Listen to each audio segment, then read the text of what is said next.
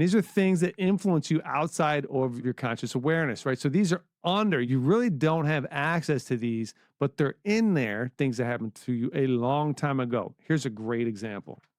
Great example. I had a client, and she told me this story back when she was in her 20s.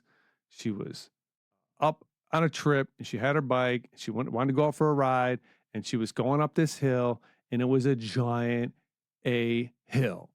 And as she's going up the hill, it's like, her quads are burning, her lungs are roasting, and her mind is talking to her saying, you need to stop.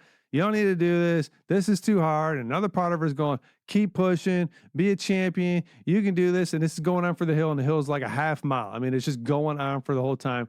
And she makes it all the way up the hill. Okay. Doesn't seem like much. 50 years later, 40 years later, she tells me this story. And what I realized after she told me this story was, if she had stopped, that would have been the story that had been influencing her for 40 years.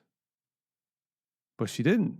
She kept going. And so the I can do it story is what was influencing her for 40 years.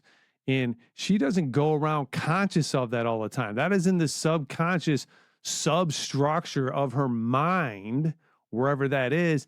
And it's having a consistent and persistent influence on her behavior patterns because of that experience. And that happens to all of us. We're all accumulating those experiences.